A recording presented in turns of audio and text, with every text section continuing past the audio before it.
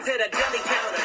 Top rated in the city. I'm a Brooklyn bankroll. Come and break some bread with me. The Grand Slam champ. You're amazed when you witness the way that I put a little glaze on the finish. Walking down the ramp and they see we fresh. I see the competition and they always leave me pressed. I gotta pin them, tap them out, just believe me best. I'm the hottest thing coming out of GTS. If you ready, then sign your name on a dotted red. How about you in a ring or on the bottom edge?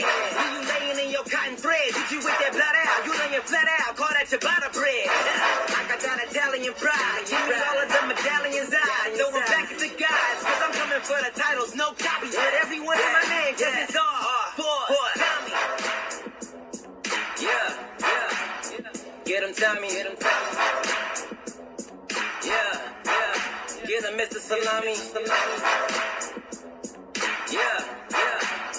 Get him, Tommy. Get him, Tommy. Get him, Mr. Salami.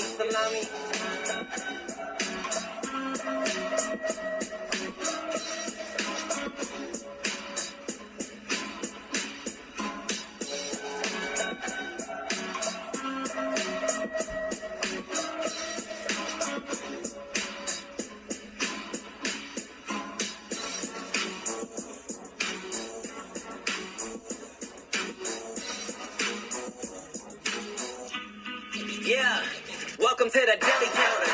Top rated in the city. I'm a Brooklyn bankroll. Come and break some bread with me. The Grand Slam champ. You're amazed when you witness the way that I put a little glaze on the finish. Walking down the ramp and they see we fresh. I see the competition and they always leave me pressed. I gotta pin them, tap them out, just believe me best. I'm the hottest thing coming out of GTS. If you ready, then sign your name on a dotted red. How about you in a ring or on the bottom edge? See you laying in your cotton thread. Did you with that blood out? You laying flat out. Call that your butter bread.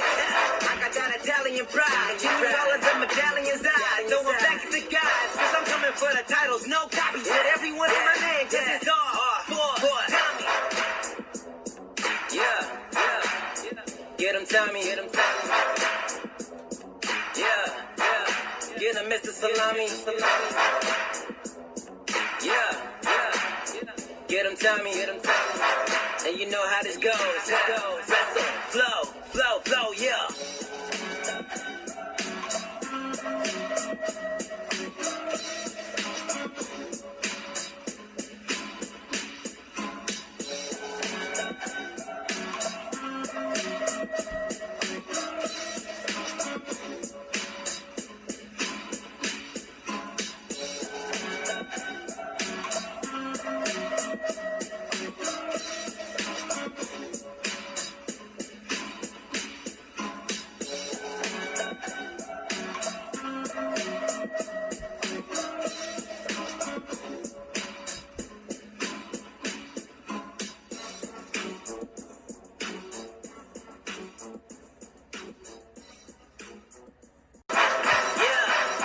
To the deli counter, top rated in the city. I'm a Brooklyn bankroll. Come and break some bread with me. The Grand Slam champ. You're amazed when you witness the way that I put a little glaze on the finish. Walking down the ramp and they see we fresh. I see the competition and they always leave me pressed. I gotta pin them, tap them out, just believe me best. I'm the hottest thing coming out of GTS. If you ready, then sign your name on a dotted.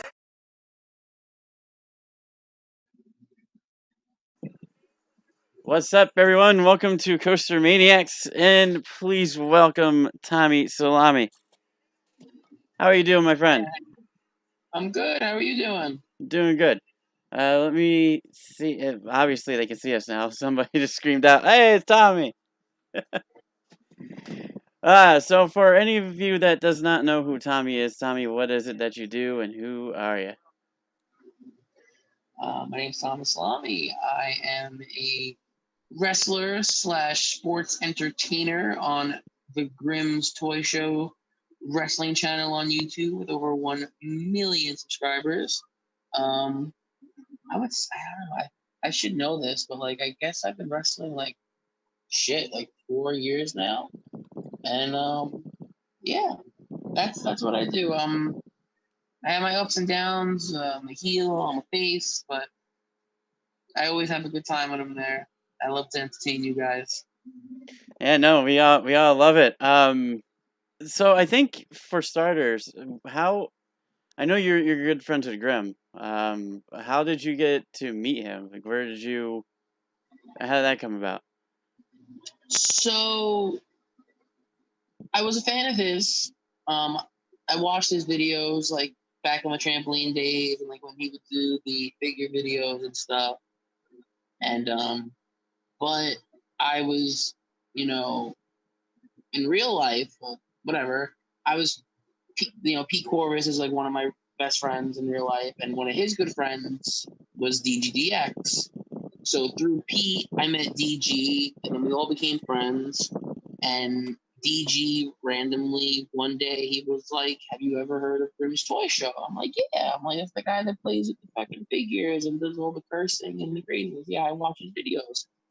And he's like, "Well, he's buying a wrestling ring. Do you want to be a wrestler on his show?" And the rest was history. That's awesome. Yeah, and we're starting to hear that a lot actually. With everybody saying they watched when he was wrestling that John Cena figure, and now they're all on the show. Mm-hmm. Which, by the way, we will be having Pete Corvus on sometime either next week or the following week. Eventually, you'll have to do the two of us together. The Northeast Power Trip, just bury the entire GTS roster. See, now that's the thing. That actually was, I was talking to Jake about that off camera yesterday. I said I got somewhat of another idea to get either a tag team or two stars to go at it, and like just promos back and forth. I suggested him and Jay the Key Evans, but Jay's always busy. I'm pretty proud of my promo skills. There's a lot of people on GTS that can't touch me in a promo battle. They might be better than me in a wrestling ring, but they can't touch me on a microphone. Yeah, no, that's well, going to that actually. How is it? Because now looking at WWE, they're kind of having to deal with that as well. They have to do these promos with like no one there besides like the fellow wrestlers. That's what you guys do. Yeah, it's crazy. Like I think Grimm and a lot of the roster members tweeted about it like when it first happened, like when AEW first started having the wrestlers around the ring and stuff. And this is like, we laugh about it, like we've been doing this shit since the start, But I don't know. See, it's weird. Like, even though like I know that the guys around the ring are like my friends or fellow wrestlers, I put myself in that mindset that it's still a crowd. You're still trying to get a reaction out of those people. You know what I mean? So when I go out there and like all the times I've been on GTS, like I still do shit, and like when I wrestle and like certain moves I do and things I say when I cut promos, I want to pop. I want to pop the crowd, because I don't look at them as like, oh, that's Jay and Joe Wolf and Bonifer, blah blah ringside. They're my fans, because that's what GTS is. They're the crowd. So that's the way I look at it. That's a really good way to look at it too. If you can get them to pop, think what you're doing to the people at home. Exactly. So we do have a couple questions coming in. Thank you everybody for joining us as always. John asked, Tommy, favorite event that you've ever went to, WWE shows. You've been to a ton of them, haven't you? I've been to a shitload of live events, but it's bar. I've been to, like I said, I've been to a ton. I've been to 2 WrestleManias at this point, but bar none, nothing will ever top Raw after WrestleMania 29. Being in that crowd when Dolph Ziggler cashed in, nothing will ever top that moment, dude. I lost my fucking mind. I was wearing a Dolph Ziggler shirt, but I was wearing the WrestleMania jersey over it. As soon as that fucking music hit and I knew he was coming out, I ripped the fucking jersey off and I lost my shit. And it's sad to see where he is. I've never heard a louder reaction. Ooh, I just lost my phone. I've been to so many shows. I've seen so many cool things, but nothing will ever top. Dude, it was deafening in that arena when he came out and cashed in, and then when he won, it was amazing. Yeah, no, and it's sad to see where he is now. I mean, that whole situation, like I get it, wrestling shit happens, but like he was champion for what 2 weeks, and then he got kicked in the face by Jack Swagger and got a concussion and had to give the belt up. Dude, I was so sad. Like I was a huge Dolph Ziggler mark. He was my favorite dude. That was like 2013. He was my favorite fucking wrestler at the time. And like I was like, he finally won the big one, yes. And then he had to fucking give the title up. Or I think they kept him off for about a month, and then he dropped the belt to Del Rio. I was so pissed off. Well, you gotta look at it this way, right? That's longer than he held that U.S. title for that title reign. Do you remember that? Where he won in that Clash of Champions in that Royal, and then he literally put it on the ground and then walked away? Yes, I do remember that. That's what I was at that one. I was up in the high seats, but no one expected that outcome. But I've been to a ton. You know, it's crazy to think about. Like SummerSlam was here in Brooklyn like fucking 4 or 5 years in a row, I think.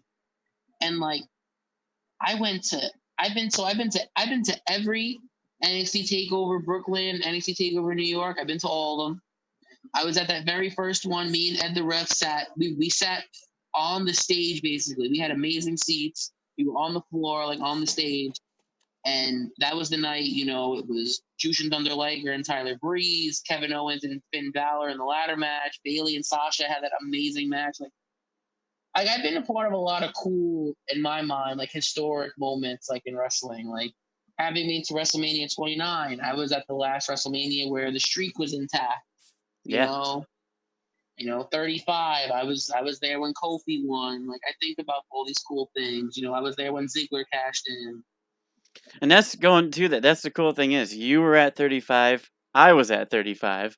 And it's actually the last Mania where they had fans too. So that kind of is pretty cool. But no, so we talked about it in the chat before. The seats you had for WrestleMania 35 completely blew mine away. Like if you've seen previous videos of mine, you'll know that I was practically behind the stage. Trying to watch and trying to find the ring. Like it was like I was watching from the outside in. I might as well be watching it on TV. Were you one of the people that were chanting "Turn the lights off" because you were blinded by the lights during that AJ Styles Randy Orton match? So the funny thing about the lights, okay, so we were in a section that didn't have the lights on them, but the section next to us did. So when they were chanting "We can't see," we were chanting "Neither can we." Okay. And then they turned the lights off, and then we were chanting "Turn the lights back on," and then they did. Then they got mad at us. But yeah, I enjoyed WrestleMania 35. It was, I don't know what it was. I still don't think that main event had the star power. I feel like everybody was spent by the time that they do. What time did that match started? It was already like fucking midnight, I think, right? it felt like forever. It was like late, and that match was just starting. Joan Jett started playing, and it was I don't know. I just remember being out of it, like, and it's like I know it's messed up, but I was just sitting there, and I was just like, I can't wait to get to my car and drive home. Now, were you part of that long line? Like, I can still very clearly like be on the day of WrestleMania, being there, waiting there. Like, were you part of that long ass line to get into the building? Like, I never being to WrestleMania. That was the first one. We were right up against the fence line. And we're like, oh, okay, well, there's starting to be a line now. We'll just wait for the line to kind of die down. Yeah, that was stupid. We ended up going all the way through the tunnel. And I remember, literally, it was like fucking 1, 2, 3, boom. Becky's music hits. Me and my girlfriend got up. We went, and then it was like a horror movie because like every staircase they started shutting it down. I was like, oh, what the fuck? They're trying to like herd us out here like sheep. And then finally, we made it down. I think it was like that mezzanine or whatever or like that main road or staircase. And we were heading to because I parked I parked pretty close, and I remember that we were blocked off because the wrestlers it was insane. Like literally the show had just ended and Michael Cole he walked right by us, like he was already walking to the tour bus or whatever the hell it was. Huh. And they had us barricaded, but luckily we didn't have to wait that long. I think we waited maybe 10 minutes and then they let us through and I was able to get right to my car. oh, that was to get out. What about to get into the stadium? Well, to get in, it wasn't that bad either. You know, I left my house early because I wanted to like do the whole tailgate thing and go to the superstore. But I had no issues getting in. Yeah, no, it was crazy. We I remember like when we went to the superstore, like Nia Jax and Paige was like they were like on a golf cart and like they drove by and like I don't know if they were on Snapchat or Instagram, but they took a video of all of us. It was cool. It was cool. That's it. Next time we go to Mania, and if it's at MetLife, I gotta find you to be the master of places to go. Because no, we were right up against that fence, and like they were playing the McIntyre song theme song, and they were playing. I don't know if you noticed or you were there for that part, but yeah, they kept playing McIntyre's music. They kept playing Beth's music, and they kept going over and over like our truth, and it seemed like they were rehearsing stuff. So it's funny you say that because when I went to WrestleMania 29, uh, I went with my sister and we were in the parking lot, and it seemed like they were rehearsing Brodus Clay's music. And then I don't know if you remember that match famously ended up getting cut. I think because Taker and Punk went over time. But like I was in the parking lot and I heard Funk is on a roll like over and over, blasting out the stadium because I guess they were practicing that match or that entrance. But then that match never happened.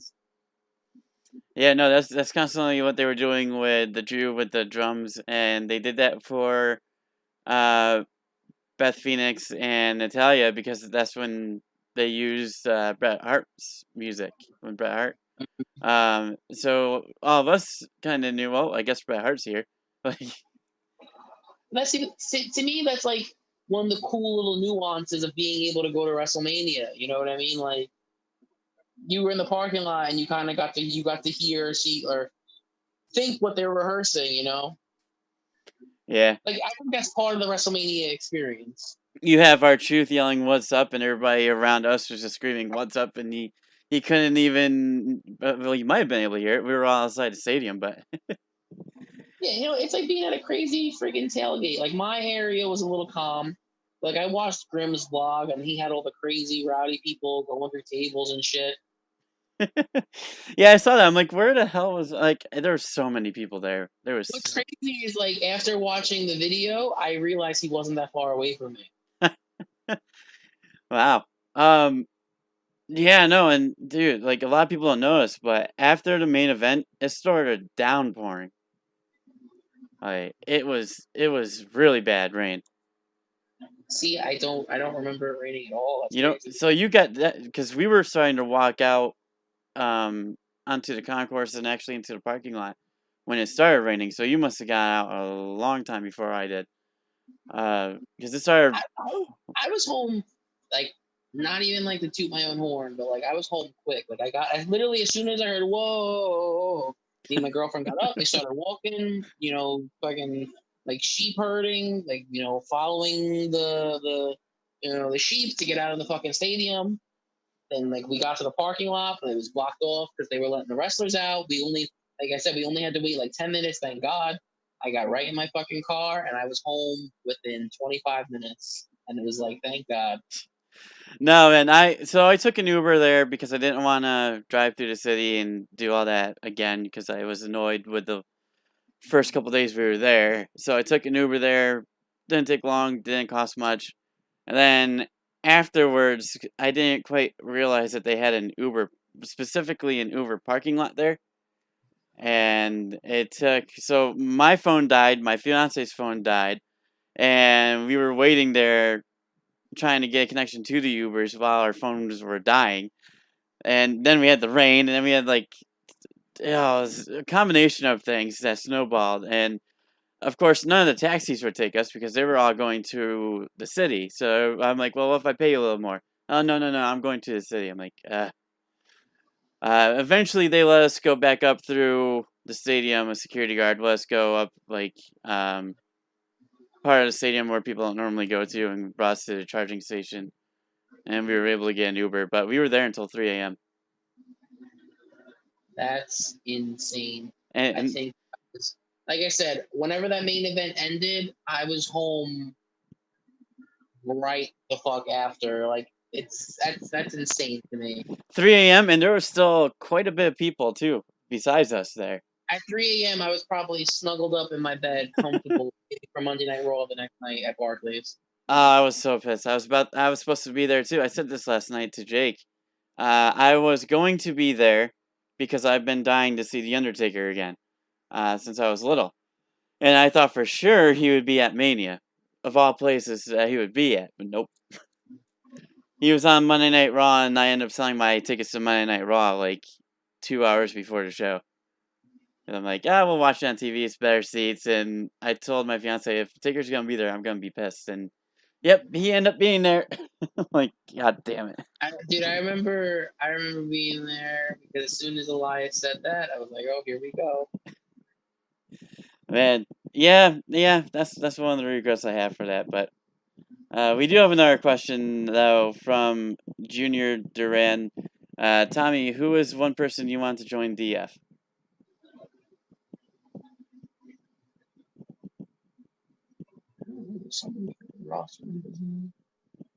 I mean, everybody's kind of been in DF at one point in time now, right? Yeah, that's another thing. Everybody's kind of been in and out of it. If I had to pick one person to be, part of, like I said, the main clique and be cool with everybody, I guess I would have to say, no one would say, I'm gonna say Ed the Ref because Grim hates Ed the Ref. Ed the Ref's my best fucking friend, so I want my best friend to be in DF. That's who I would pick. William Hensey says, OMG, Tommy Salami needs his tag partner to be Tony Pepperoni. Together they would be the Spicy Italians. Nope, my one and only tag team partner is Mr. Pete Corvus. We got the Northeast Power Trip. We will kick your ass, and nothing you can do about it. We are the OGs. We run this shit. So yeah, no, a recurring question that happens every interview. I think you probably heard it the other day. Tim Hortons. Have you ever been to Tim Hortons? You know what Tim Hortons is? I know what Tim Hortons is. I've heard the raving and ranting about it. I know that Ed the Ref loves it. Pete Corvus loves it. They went to Canada last year, like when SummerSlam was there. They didn't go to SummerSlam. They went to Canada. They wouldn't they wouldn't shut the fuck up about it. But no, I've never had Tim Hortons. There's one in Staten Island, but as far as I know, they say, oh, does it count? Blah, blah. But I've never had Tim Hortons, so I can't say if I like it or not. Tommy, what do you think about Rey Mysterio winning the title? Spoiler alert. Hey, I like Rey Mysterio, so more power to him. You wish it was you though, right? I'm assuming. Hey, at this point, I'm a Grand Slam champion. I've held all those fucking belts. If you want me to tell you honestly, like which championship would mean the most to me to hold right now, it would be holding the tag team championships with Pete. I think I've said it on different stuff before, but like I had a hand in designing those championship belts. Like I helped design the Intercontinental title, I helped design the US belt, and I helped design the tag team belts. It was like pretty much me and Grim. I pushed him like, dude, like let's legitimize the show, let's get real belts. And I believe I've held the new US belt. I know I definitely held the new IC belt, but I've never held those new, and they're my favorites, like with the spikes and shit. Those new tag team titles, I fucking love them, and I haven't been able to hold them yet. So if there was one title that I want to hold on the show right now, it'd be those tag team belts for Pete. Yeah, no, they are really nice looking belts too, and it definitely makes you guys stand apart from any show that I've been watching. So, Exactly. Yeah, because you get a lot of shows that do just go ahead and use the Intercontinental title from WWE, the WWE title. You know what I mean? I mean, to be fair, you guys did do that for a little bit. Well, yeah, just like any show, we were just trying to entertain. We the only custom belt we really had was like the YouTube title and the loser belt, and it was just I don't know. I felt like it was something important. I think we were in the second warehouse at the time, and it was just something like I pushed Grim for it. I was like, I think this is like we want to legitimize GTS as much as we can. I'm like, let's get custom championship titles, and we did. We got the We got the custom IC, custom US, and now we got the custom tag belts. That's good. What about Philly Mike Swanson? He hasn't joined DF yet. I don't think Philly Mike Swanson's ever going to join DF. Philly Mike Swanson marches to the beat of his own drum and does his own thing. Last time I saw him, okay, again, still doing some catch-up work, but last time I saw him, he did, he walked out. And I think he might have came back not long after. I'm trying to go back. Hey, he's back now, and if I could, say anything about Philly Mike, it's like he's definitely someone that's crazily improved on the show. Like he was, no bullshit. He's one of my really good friends in real life, and not I don't remember how I got him or how it all happened. I think I had a part in it. Me and Pete, we all knew each other, and like when he came on the show, just like me and just like Pete, when we all started, we all fucking sucked. We were terrible. But Mike went and trained and fucking he was off GTS for a while because he was going to wrestling school. And like now he's definitely there's a very short list of like guys on the show that are good wrestlers, like that are good, that are just good. They're good characters. Like they have the trifecta. They're good characters. They're good fucking wrestlers, and they got good promos. Like that, Mike is definitely one of those guys. I would say Jake and Jay. I wouldn't even classify myself because I know I'm a good character. I know I'm a good promo, but I know I'm not the best fucking wrestler. Unfortunately, I love Pete to death. He's a great fucking wrestler. He's a great character. Can't cut a promo for shit. But like those guys that have that triple threat, Mike's definitely one of those guys. And he's definitely most improved dude I've seen on GTS. He went from being here to fucking here. He made himself a fucking star. That's the way you gotta do it too. Tommy, which GTS wrestler do you want to turn face, and who do you want to turn heel?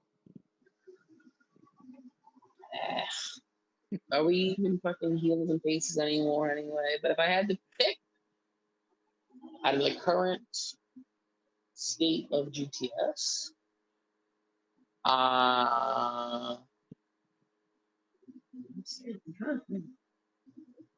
trying to think because I want 2XL to turn heel. I feel like they're too happy-go-lucky and fucking ha he he 2XL. So I want 2XL to turn heel, and I want Francesca to turn face. Because technically, in my eyes, she's heel because she's with the Familia. But I want her to be. I feel like her as a baby face on the show would do wonders for her. See, that's why being back and not watching that much. I hate saying it because I need to catch up, but I got a lot of catching up to do. Back then, Onslaught was a heel. I couldn't stand the guy. That's when he just turned. And now him and Truex are the biggest baby faces on the show. 2XL is over as hell. Yeah, because that's when they first started that. That was about a year and a half ago. Right? Mm-hmm. The 2XL thing. Because originally, Philly, Mike, and Onslaught were a team. And then Philly did his own singles thing. And then Carl Onslaught started teaming with Truex. Someone wants to know, when are you going to be back at GTS next?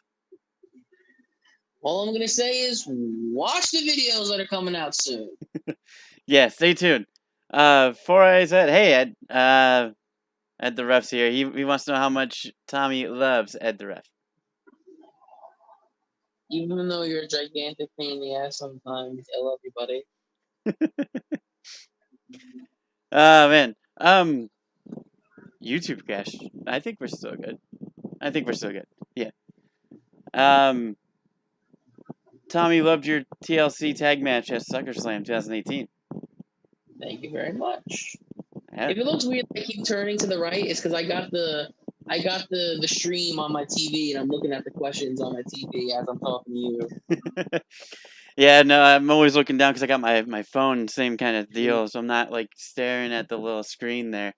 But I asked you this the other day. What's your favorite wrestling move to do, or the scariest wrestling move to do? We'll go with that one first. Scariest wrestling move to do for me, being a bigger guy, is the Tommy Ton off the top rope. Like anything off the top rope freaks me out. Like full disclosure, I was at GTS very recently, and I went to do the Tommy Ton off the top rope, and I couldn't get my fucking balance. Like I guess I haven't done it off the top rope in a while, and I don't even think it was that I was scared. It was just like I got my one foot up there, and for the life of me, I could not get my other fucking foot on the top rope and get balance. So I did it off the second rope. But I would say that's probably my scariest move to do because it just involves a fucking giant person like myself having to have balance on the top rope. That's terrifying. For someone that doesn't know or doesn't watch the show, what is the Tommy Ton? The Tommy Ton is I don't even want to call it a Swanton because it's not a Swanton bomb. It's my version of like a front flip senton off the top rope. Yeah. I can only imagine, like I've seen you do it too many times, and I just can't even like after being in a ring and actually seeing it and like feeling the ropes and all that. I don't know how Undertaker walks across the ropes. Oh yeah, it's insane. It takes incredible fucking agility and skills. You know, like I said, even at our level, to do some of the shit we do, it's nuts. Like a lot of people like use the fucking F word when it comes to wrestling, which I hate. And get in there, see how fake it is when you get in there. You know what I mean? I like to see one of these haters and trolls get in there and try to do the shit that we do. Yeah, no, just it's not a trampoline. We're gonna say that every single interview I do. It's not a trampoline. You don't bounce back up. It's not. There's no give to it. It's like if you were on a hardwood floor and you just decide to fall on it. Pretty much. But you do get used to it though, from what I've been hearing. It seems like. Oh yeah, but that's a problem though. When someone like me, everyone likes to classify me as a part timer. I don't have that. Like every time I come back to GTS, like whether it's like a month or 2 weeks, it's like I gotta get that first bump out of the way because otherwise like that first bump always sucks because it's like you gotta get used to it again. You know what I mean? But once you keep that first bump, you're good. So what would be your favorite move to hit or easiest?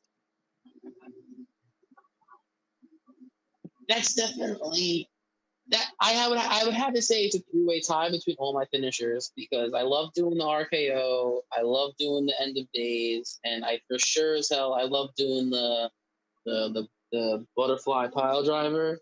I don't know. Those are like my three finishers. I love the RKO because you can hit it out of nowhere. There's so many different ways you can hit it. Somebody springboarding off the top rope. Rainmaker style. There's so many ways you can hit it. Same thing with the end of days.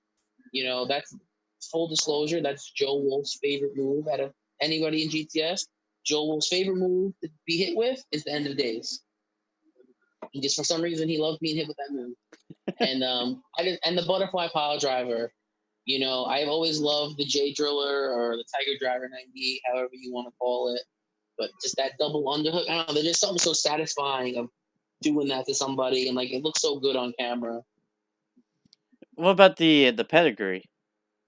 I know you don't do the pedigree, but I did it a couple of times, and like that was more like like for those like loser belt scrambles or hardcore matches. Like those are the matches that we have fun with. Like you want to fuck around and like try a new move or like see something on camera. That's the match to do it in. And I think I did it on Dalton, and like I was like I think I did it to Dalton, and then I did it to Brian Cuso. He had the L, and like I just the second time I did it to him, I didn't do it again. There was just something I just didn't. It didn't feel right. Like it's like you try and move and you don't like it, doesn't feel right. It's like all right, I'm not doing it. yeah. John wants to know if you've ever heard or do you watch Wrestling Days? I know we were just talking about this before. I don't watch Wrestling Days. Now that I definitely. Because when me and you spoke, I looked them up. I definitely recognize them, but no, I don't actively watch his video. Yeah. So coming up, like, how did that like how did you choose your finisher? Like, because I know it was one, and then you decided to add the RKO to the mix, and then you did the end of days. Like, how did you come up with what you wanted to do?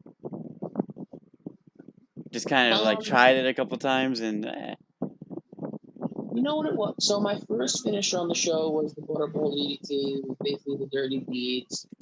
It was kind of just like what was hot at not I would say not necessarily what was hot at the time, but like for my for act, assessing my skill level, at the time, like in the beginning, like I fucking sucked, and like the double underhook DDT, it was just something that no matter what you look like, no matter what size, it always comes out good. Like look at Mick Foley. Mick Foley was always like, a chubby dude. Like he would always do the double underhook and it always looked good.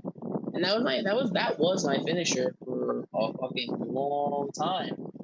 And then I honestly think, I don't know if you do you remember there was a video, it was like an 8-man tag, and it's like me, Grim, Duhop, and I forget who else, but we all have masks on, and I'm wearing a Sting mask.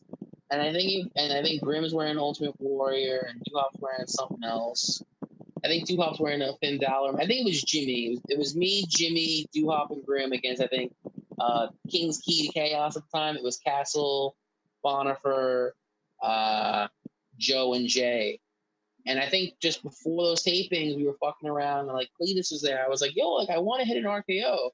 And Cletus, because Cletus, had a heavy, I don't know if you've heard, but like Cletus had a very heavy part in training me. Like when people ask me like who trained me, I usually tell them, Grim, Cletus, and with a little dash of Tony Emerald.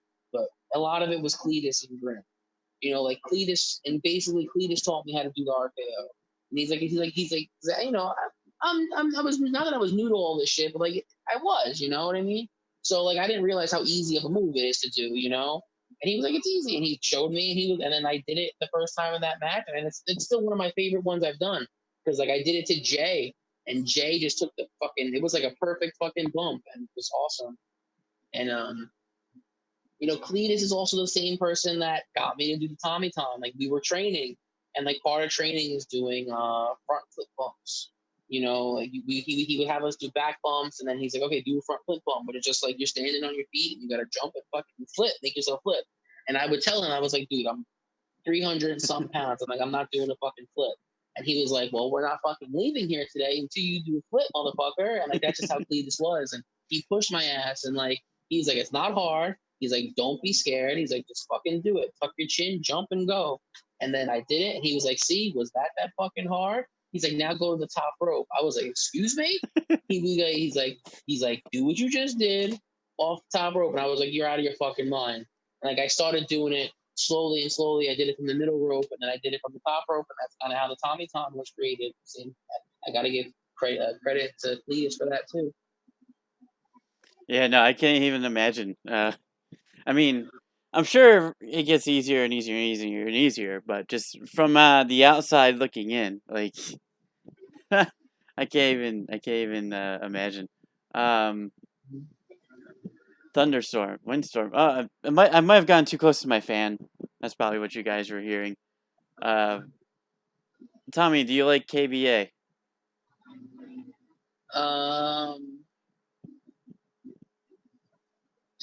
So Tommy Salami, the person, does. Tommy Salami, the character, does not.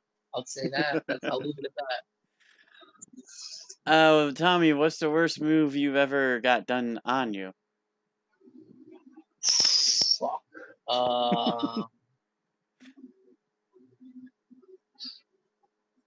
This isn't a knock on Vlad, but the move that fucked me up the most was when I took that F5 from him. And like I said, nothing on him. He didn't do nothing wrong. And I think it's just, me being a heavy guy. Just, when I came down, all that fucking 370 something fucking pounds of me just came crashing down. And when my knees hit the mat, I fucked up my right knee bad. Like there was like I would say a period for a long time, like my knee, like after it happened immediately, my knee was in so much pain. But like there was like for a while, like if I moved my knee a certain way, like I got like a jolt of pain. But I don't know. I don't even want to like. knock on wood, like I haven't gotten hurt terribly yet, you know. So, but like, just everything sucks, and especially when you're a bigger dude, everything's gonna suck more. You know, all those fucking choke slams I took from Giant Leather, they fucking sucked. You know, it's a 380, you know, like I said, 370-pound, 380-pound dude just taking a fucking jumping back bump. Like that shit sucks. You know, all the power bombs I've taken off the second rope from Ace Marksman and SWAT City through tables and shit. Stuff. I would say stuff like that. Like I don't like, but so nothing too crazy. Was that in that Regal Rumble that happened? The F5 with Vlad in it. It was, I believe, it was after the Regal Rumble. After the Regal Rumble, because I remember that's when he turned again. I believe he won the GTS championship, and then he turned again. I think. If I'm going back to yeah. What's your favorite championship design in WWE, and do you like the Fiend? I do love the Fiend. My favorite championship design in WWE. I guess if we're going like, well, it wasn't specific, right? So I don't like the current IC title.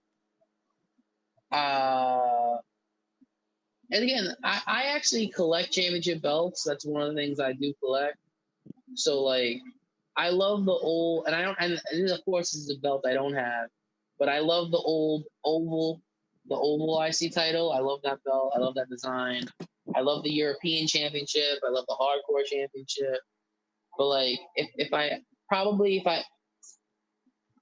had to pick one, like for all time, I'm probably picking the World Heavyweight title. The big gold. You know which one I'm talking about. Yeah. No, of course. That was the first replica I ever bought when I was a kid. Like with my birthday money, I was like, I want this fucking title. I think I got it in like 2005, 2006. I don't even remember. I think it was on SmackDown at that point. But like, I wanted the belt and I got it. Are you gonna be getting the TNT belt? Nope. I just, you know what it is? I know they keep saying that it's not finished, but I just don't like the design of it. Same thing with like these current WWE titles. I hate the Universal title. You know what it is? I liked the WWE Championship. I did. I liked the idea of the fat, network logo in the middle. Like it was good for the WWE title. But when they were, and I believe me, I was at that SummerSlam when they revealed that Universal Championship. I was so disappointed. I was like, yes, we finally get a new belt. And when it was literally just the fucking WWE title on a red strap, I was so disappointed. Yeah. What about? I mean, there was different variations of the WWE title, though. Like you had the old one that Randy Orton had when it was, I think, designed by Orange County Choppers. Yeah. And then you had, I'm getting mine here. Then you have this one. That's the one that they use now. But from a picture you sent me, you had a belt at Mania. I have if you bear with me 1 second. I think I have all my belts stacked inside. I can bring you the stack 1 second.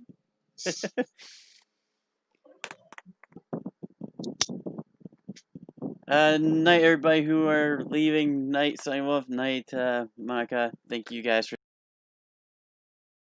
Thanks to everybody who has joined us. Thanks to all the superstars that are coming in for these interviews. Jesus Christ. Oh my God. Yeah, this isn't all, and this isn't even all of them. This is just the ones that I had stacked up. But I had I got the North American. I got this at WrestleMania last year, 35. Oh, so you bought that one there, yeah?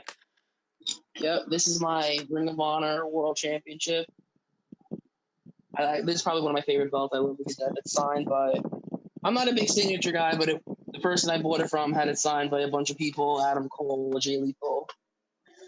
So we have a huge Adam Cole fan in the chat too. So he's gonna get. This one's my most recent. I got this from Fandom Belts. It's a big gold world heavyweight title, but like I customized it. I got it on white leather with green gems. It's heavy as fuck, this thing. So they customize belts?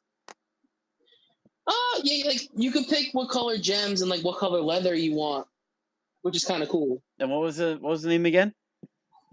Fandu, FANDDU. I'm gonna definitely have to check those out. This is, I don't know, if you remember the All for Tommy Championship. Yep.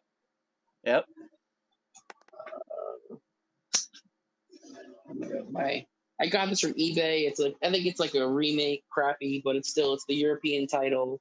I was always a huge mark for the European title, especially being Italian.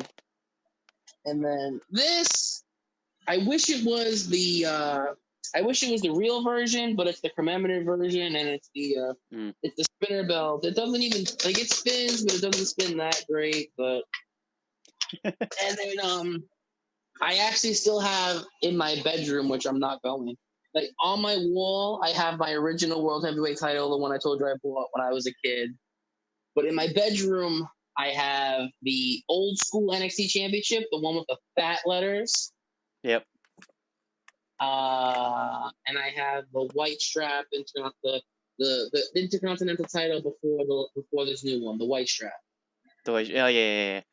Oh yeah. Before they revealed the one that. I missed the white one. To be fair, but Like, I don't know, it was such a good thing. It was like you got that classic vibe, and like I'm glad that like they try to do something different with this current IC belt, but there's something about it that I don't like. Like, and like I think maybe it is just the white strap. I think the white strap made it stick out, and I don't know. So when we were at Mania, we went to Access, and I've showed this off in the past, but I did get this championship belt autographed by like everybody that I possibly could. Where is it? There we go.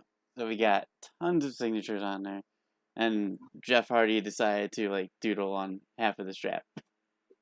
That's cool though. Yeah, it was my second time meeting Jeff because he came up to NEW, him and Matt, before they went back to. It was like right before they went back to WWE. So I think one of the during one of the fucking 5 SummerSlam weekends that was here, signing in Toys R Us, and me at the rep and his little brother went, and I brought my IC belt, and I brought it for the Miz to sign because I really like the Miz. He's one of my favorite wrestlers, because like when I was my sister used to watch him on The Real World, and like she's still astonished to this day. Like she's like I don't know the guy personally. She goes, but like she goes, as a fan, she's like, it's kind of insane. She goes, that I'm like proud of him. And she's like, because on The Real World, on the reality show, he was like, I'm gonna fucking be a WWE superstar one day. I'm gonna be a WWE champion. And like he made his dream come true. Like not only did he fucking become besides through all the adversity and getting his shit thrown out of the locker room, he made WWE. Not only did he make the WWE, but he won the fucking WWE championship and then got to defend it in the main event of WrestleMania and retain it. Like, dude, he made his fucking dream come true completely. But yeah, so we met him and Maurice, and I brought my belt to sign, and he signed it. And then like Maurice is like, "Oh, do you want me to sign it too?" And like I didn't want her to, but I felt so awkward to say no, so I was like, "Sure." So now my intercontinental title is signed by The Miz and Maurice. And just go home, just start wiping it, trying to wipe it off. No, I kept it. That's kind of like when. So, with you being at WrestleMania 29, did you even go to Access at all, or? I did, and I don't know. Not that it left a bad taste in my mouth, but like I did Access at 29, and like I know Access is different now, so like I'd give it a shot again. But like when I did it at 29, I was like, I didn't see what all the fuss was about. Like I was like, I wouldn't do this again. But I got lucky. I can't even lie. Like I bought, like I don't know if it's the same now, but you had to buy a specific time slot. Yep. So I think I bought between 7 and 9 or 7 and 10 or whatever the hell it was. And I bought that time slot specifically because the advertised people to meet were Dolph Ziggler, who I said I was a huge mark for at the time, AJ Lee, and Big E. So I was hyped to meet them. And like I got there on time and stuff, but like I got there on time, but like when I went to their line, it was like, oh, we're not taking any more people for their line, but you could be first in line for the next group of people. And I was pissed. I was like, what the fuck? These are the 3 people I want to meet. I'm like, I'm here on time for my time slot. Why the fuck can't I wait on the line? But they were like, oh, you'll be first in line for the next 3 people. And like, we promise it's good.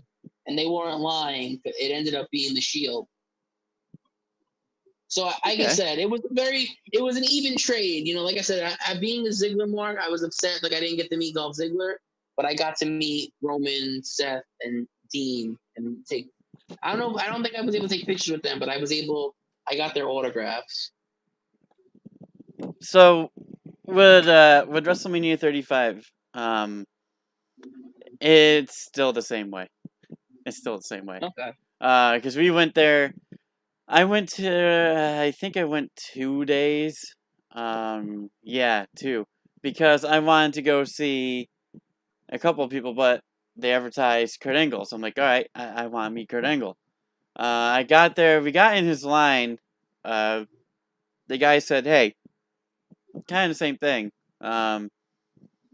You could go in the line, but by the time you get to the front, the time's probably going to be done. And I'm like, well, there's still like 2 more hours of our time. That's probably fine.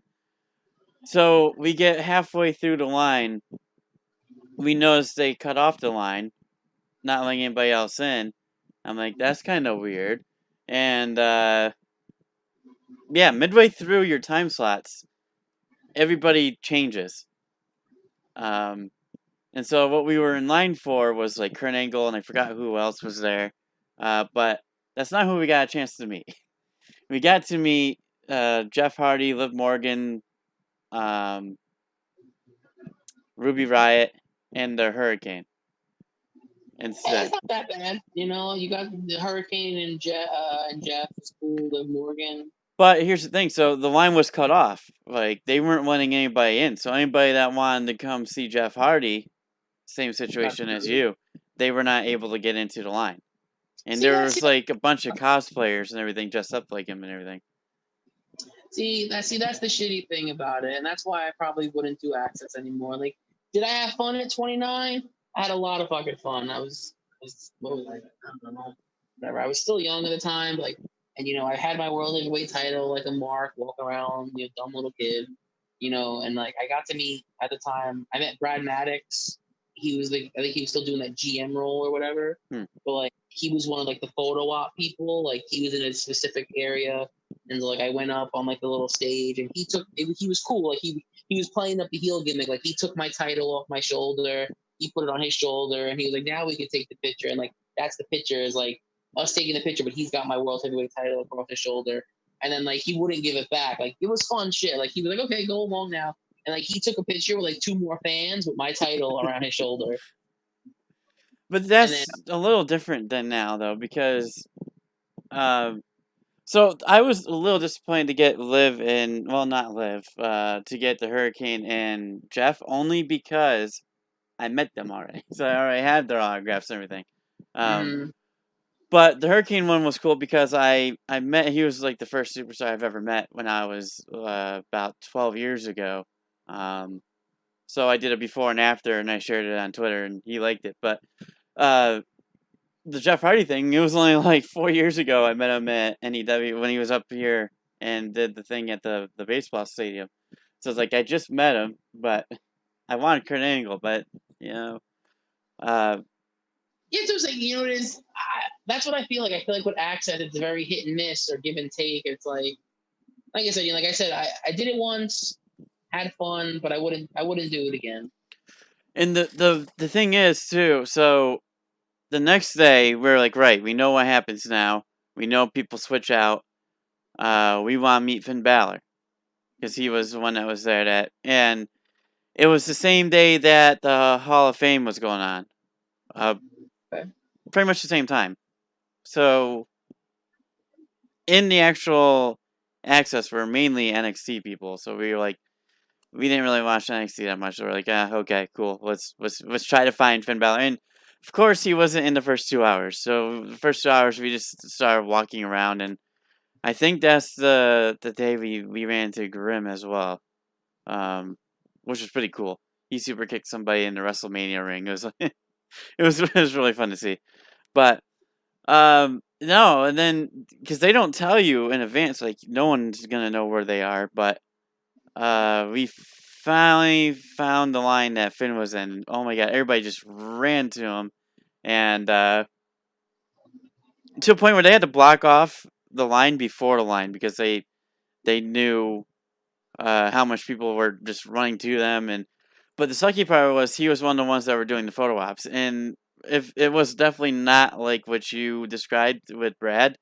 It was literally you go into this really long line, and then it was like a little maze type of thing, back and forth, like switchbacks with like superstars in between. I was gonna say that's how I like from what I've seen now. That's how they set it up. You know, Yeah, and it it was was like totally different when I went. I, I don't know if they just hadn't had it down pat yet, but like yeah, I was same thing though. Like the only people I knew that were advertised, like whoever the VIP was. I think the VIPs were like I don't know why I still remember this, but I think that night I went, the VIPs were like Ryback and Kane. But I didn't do the VIPs. I got to wait online and meet the Shield, but then walking around, there was a few people I got to meet walking around. One of them was Maddox, Tensai. Matt Bloom was another one. R-Truth was another one. And I had a cool interaction with him. I was like, "Yo, where's little Jimmy?" He's like, "His mom got him on the weekends." It was cool. And then, funny thing was, I met Bray Wyatt. I did not know he was Bray Wyatt at the time because I only knew him as Husky Harris. So like, dumbass little kid, my mom or whoever I was with was like, "Who is that?" I'm like, "Oh, that's Husky Harris." He shot me the dirtiest look because he was clearly in his Bray Wyatt character at that point. But like, I had no idea who Bray Wyatt was because like NXT wasn't a thing yet, And he shot me like the dirtiest look. yeah. Well, I wonder if that's why he changed everything up. Now he can't get confused for that. But no, so like I remember it was Io Shirai. You take a picture, you walk off, and then it was the Forgotten Sons. You take a picture, you walk off, and like you couldn't like it was literally hi bye hi bye hi bye, and you might as well had a standee there because no interaction at all. Yeah. See, I don't know. Like, I know a lot of people love, like, they live for access, like, especially those people that go to WrestleMania every year. But it's like, I don't know. Like, I just, like, if I did the travel package, like I've been saying, like, depending on what the fuck happens with this world and COVID-19, like, I wanted to go to WrestleMania in Cali next year. If I bought the travel package and access is a part of it, obviously I'd go.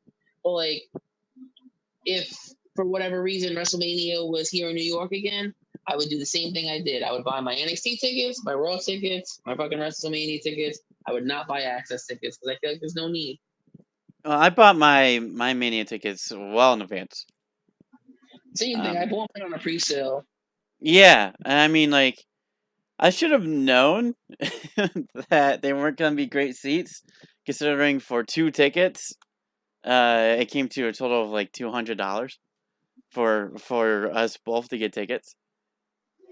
Yeah. See, I spent like a total of $600 on 2 tickets. It was insane. But still, I mean, you were able. The cool thing I got to see was I got to see Triple H getting into that little car thing he had. Um, That's cool. I saw the candles for Aleister Black being brought in and then brought out. Uh, but like I get asked a lot, like, could you see the wrestlers when they walked up that ramp? No, you could not. They didn't walk up that ramp. They walked up some other ramp. Um, well, I didn't see any, like, I didn't see Hulk Hogan, but you know, um, I thought they were gonna do what they did with last time they were there. Remember when they had it all like New York skyline? Were you at that one? Yeah, that was 29, That was and I love 29. that stage. Like I was kind of disappointed with the WrestleMania 35 stage because like I feel like they're starting to get lazy with these WrestleManias. Like, because I feel like 30 was it 33 was in Orlando? 33, yes. See, that stage was fucking awesome with the roller coaster. But then I feel like 30, 34 and 35 was just that same thing, just that big ass rectangle. And like they use that for like the Saudi shows Yep. now and like Super Showdown in Australia.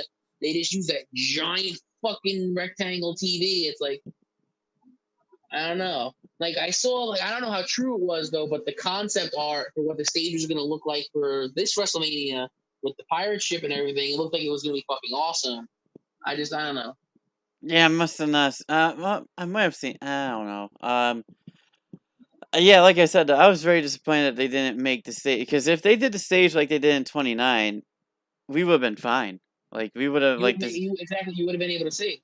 Yeah, because it was in the actual audience. Like, That's the problem. You had a giant fucking rectangle in front of your face. You couldn't see shit. yeah, no, and the fireworks were literally right there. So I was like, Oh god. Were you not? You had to be deaf by the end of the night. oh, it was amazing to see. That, and then you got rained on at the end, and I mean, there was one match where I just got up. I think two matches actually. When the Zack Ryder and Kurt Hawkins won the titles, I was out getting food, and the Roman match, I was out getting food. Oh, shame on you. Shame. I had to. The New York boys win the tag titles and you weren't even there. I wasn't a big fan of them at the time, but you know. Those are my guys. Yeah. I love Kurt Hawkins. But I definitely remember getting up during the Roman and I think it was McIntyre match. I missed that whole fucking match. I was on the Dunkin' Donuts line, like in the stadium, Yep. and I just so happened to be online with Kurt Bale, and we both got like hot chocolate. And then as I was walking back was when Elias was out, and then the fucking literally as I'm about to plop my ass back in my seat, the Thugonomics music hits, and I was like, "Oh shit!" I started losing my mind. Oh, Yeah. I lost my mind because I am a huge Cena fan. Like I started watching wrestling because of the Hurricane, because he came over to KB Toys, the corporate office. My mom used to work there, and he came over for, I don't know why, but they did a little meet and greet with all the kids, and I was one of them. And I got into watching wrestling, and then I started watching John Cena after I saw the Hurricane lose it every single damn week. And then it was a Thugonomic Cena, and then it went to what we know now. But oh, I popped huge for when he came out. I was a fan of Cena for a while, but like everybody else, you know that 2009, 10, 11 Cena, I was definitely a big hater. I think Just like how people hated on Roman, and I got no issues with Roman now, you know, because when he came back, they actually booked him well. But like that same thing though, like that Summer of Punk-ish years when Cena was just like forced down everyone's throat, like, or I guess technically before the Summer of Punk, because that 2011 is when shit started to change. But like that, like 2008, 9, 10. Those just years of fucking Cena and Orton and fucking Cena and Super Cena. I was like, oh my god, this guy owns my fucking TV. So when we ended up going to Money in the Bank, actually, after that. So that kind of made up for the bad seats at Mania, because we were literally right in front of the panel when they do the pre-show panels for Money in the Bank. And that's the one that Bailey won the Money in the Bank and then cashed in. All right. So we had that, and they were amazing seats, and like it just the Mania one. I don't know. It was something it was our first Mania, so I mean we were happy just to be there, but it would have been pretty cool to. I'll probably end up going again if it goes back, but I don't know. I don't want to say like my light goal, but that sounds like corny. But like bucket list, I would say bucket list item, sitting front row of WrestleMania. Oh, absolutely. But I know for a fact that was like $6,000 a ticket. Well, I did that. I don't know if you saw, like WWE did one of those all-in challenges, like the things you could donate for. It was like for the COVID relief. Well, like it was Like a bunch of like I Oh, know yep, like yep, yep, yep. yeah, it was like an incentive, and it was like you could win like this crazy WrestleMania 36 like travel package, and like you pretty much get front row seats to like WrestleMania. You get backstage access at like WrestleMania and the Hall of Fame. Like it was like so I put in I spent $100 because I think it was like 200 entries. I spent $100. I was like, hey, you got to be in it to win it. You know, if luck is on my favor, your luck is on my side, and I win. You know, but also then again, I think about lately because I'm a psycho. I'm like, I don't think this Corona situation is going anywhere anytime soon, and I sadly don't think that we're gonna have wrestling with fans anytime soon. I hope you're wrong with that, but I kind of agree. But I did hear that because Undertaker did something with that. Did you hear about that one? Yeah, he donated one of his rain jackets. I see one of you. I see a question here though. Someone said, Tommy, who's your favorite NFL team? And boy, do I have an answer for you. Oh boy, here we go. My favorite NFL team of all time are the motherfucking Miami Dolphins. Miami has the Dolphins, the greatest football team. Oh, you're letting me Miami down. Dolphins, Miami Dolphins, Miami Dolphins, number one. It's my team, the Miami Dolphins. You know, I'm a terrible New Yorker. Oh man, and you call me, shame on me, man. Come on Hey, now. look, to be honest, I don't watch football, but like Ed the Ref, Pete Corvus, all my friends watch football, right? And like we hang out, and like we'll go out on nights, and they're like, "Oh, everybody wear a jersey." I always felt left out because I was like, I don't fucking watch football. I don't have a fucking football jersey. So I was like, fuck it. I'm gonna pick a team. I'm gonna support them, and because I didn't want to just be a cop out and get a fucking Giant jersey or whatever. So I think I was playing Madden, and on Madden, my character got drafted to the Dolphins, and in the game, I brought the Dolphins to like fucking 6 Super Bowls and won. So I was like, fuck it. So I bought a Dan Marino jersey, and I bought a Dolphins snapback, and I'm like, Dolphins the team, I'm gonna support now. I know my fiance likes the Dolphins, but that's because she just likes dolphins. And you know what's as stupid as I am, I did not know that the Dolphins were the worst fucking team at the time when I decided to support them. So I'm a fan of the Buffalo Bills. And that's just who I've been a fan of, but it's been hard at times because they're not really the best. That's Josh Allen, right? He's the quarterback. Oh, I couldn't tell you anymore.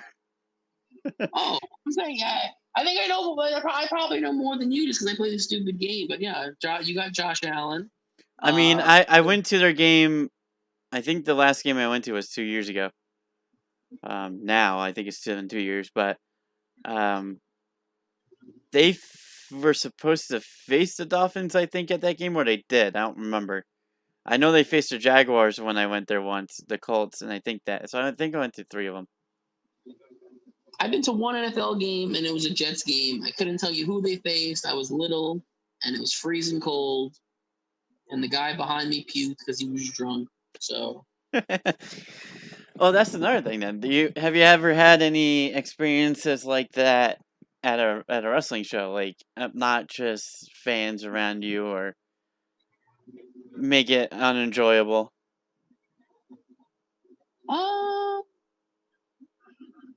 I feel like I have. I can't think of any that come off the top of my head.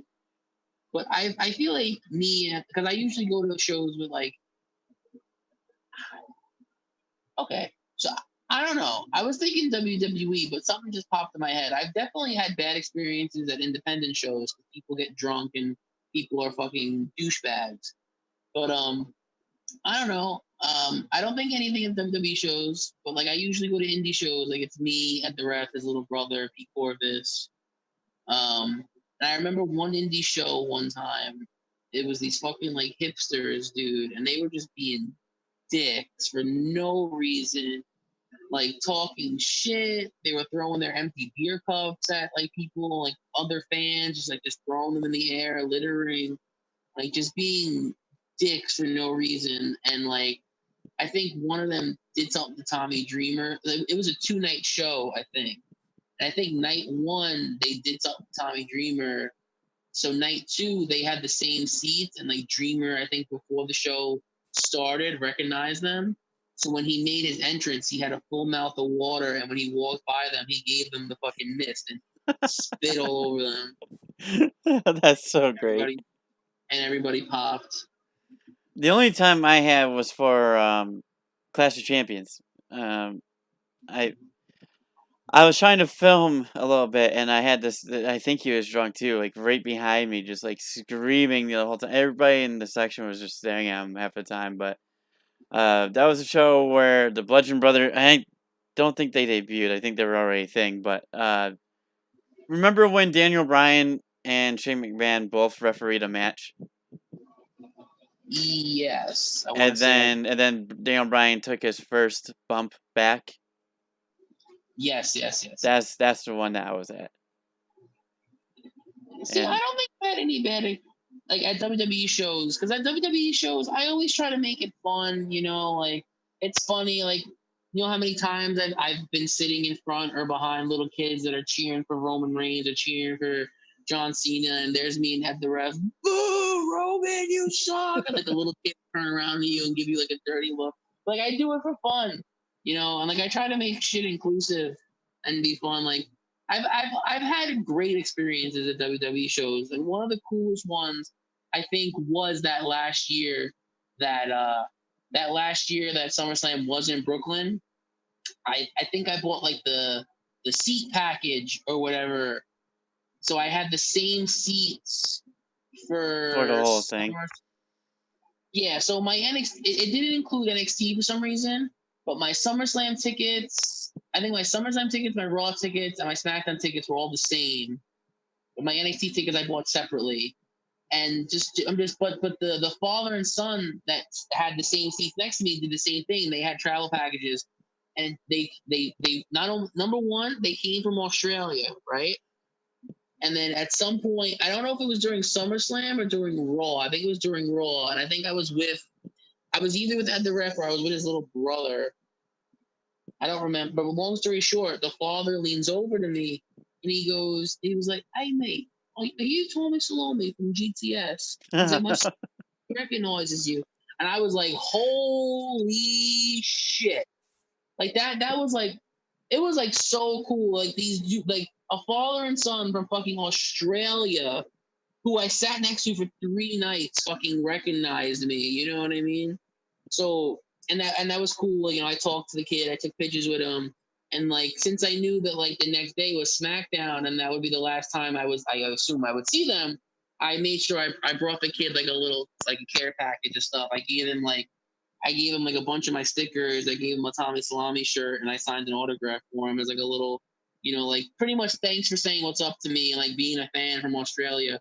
And like the father was like, dude, like he was like, you're way too generous. Like, thank you so much. Da, da, da, da. But it was cool as hell. I can only imagine what he was like the fourth night then.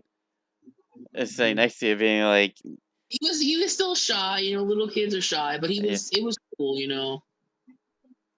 Yeah, I can only imagine, and I'm sure pretty much anybody who sits next to Grimm's probably like that now too.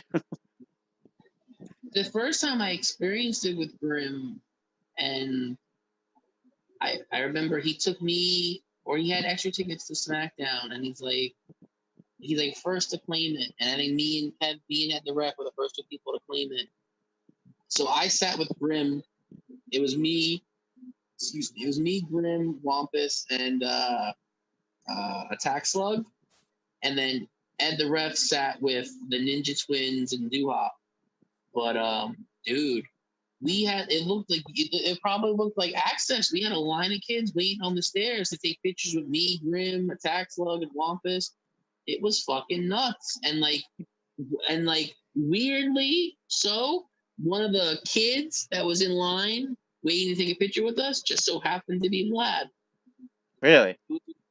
It was before, and I don't mean to say kids, like I call everybody a kid, but like one of the people waiting online, like waiting and like was like excited to meet us was Vlad, and he was a fan of the show, and like I was like, holy, like, and like when he told, like, because it was Vlad had been on the show a while, and then he told us that he was like, remember when I met you guys at like the Prudential Center in Jersey at SmackDown, and I was like, and like I had like the light bulb went off. I was like, holy fuck! I'm like, you were one of those people that took a picture with us.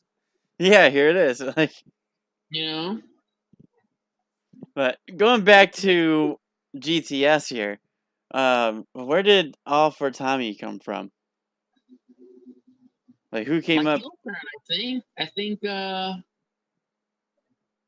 I think just probably me, just one of my promos. Like a lot of shit that I say just comes off the top of my head.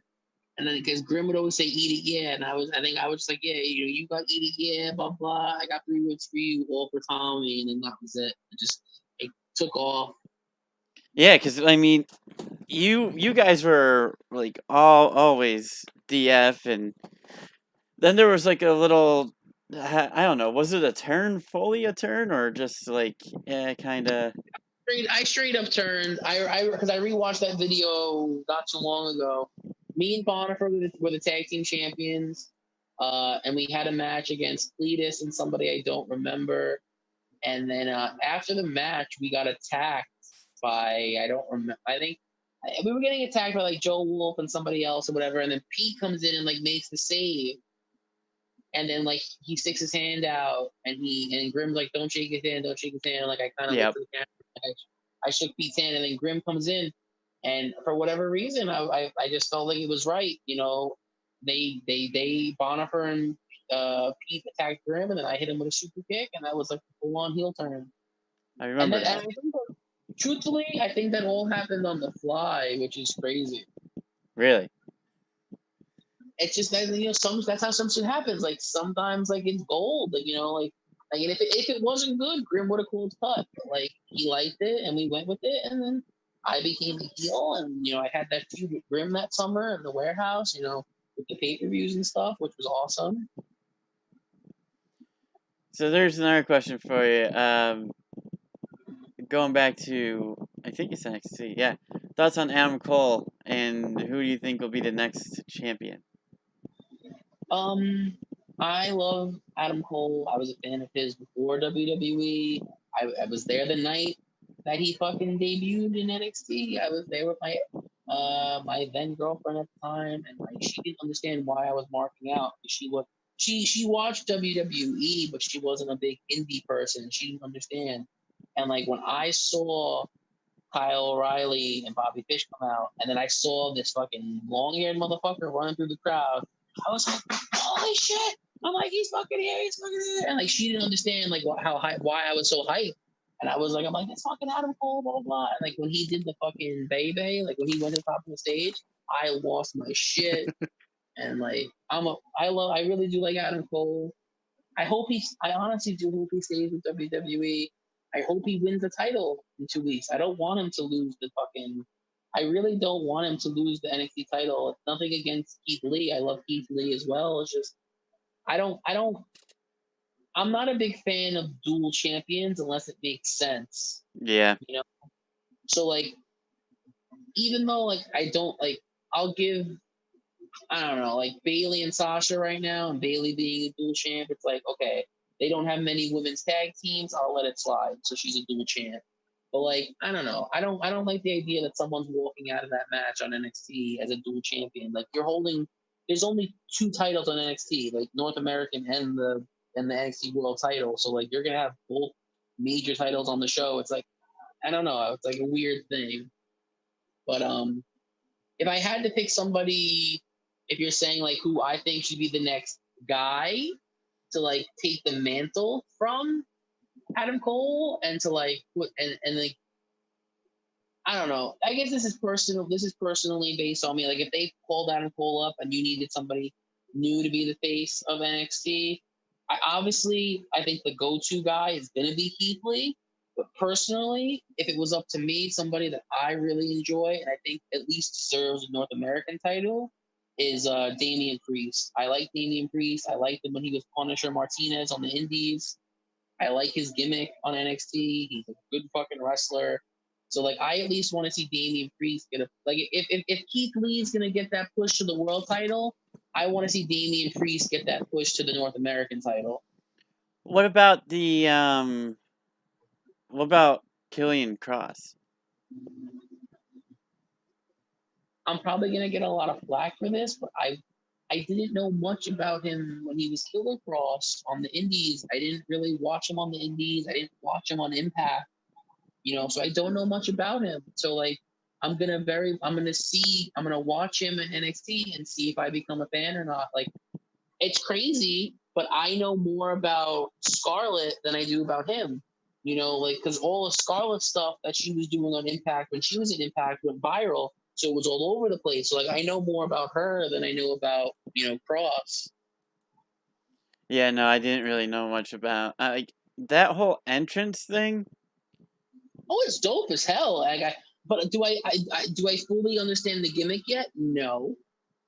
I feel like obviously he's going to be a powerhouse and he'll be the new face of NXT at some point too, but not yet. Like, he just got there.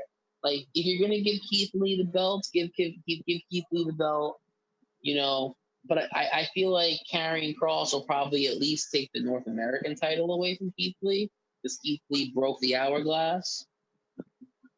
Yeah, makes sense. AEW or NXT? I watch both every Wednesday, so I fully support both brands. I will not pick one over the other. It's always tough too because like if some weeks one is better, sometimes the other one's better, and it just fully depends on the week.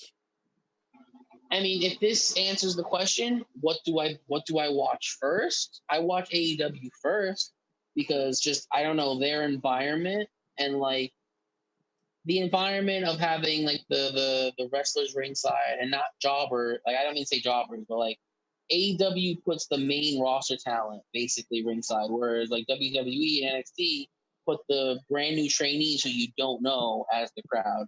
Yeah. So I don't know. I feel like it's easier to watch AEW live and then I'll watch NXT on DVR. That's what I do every week.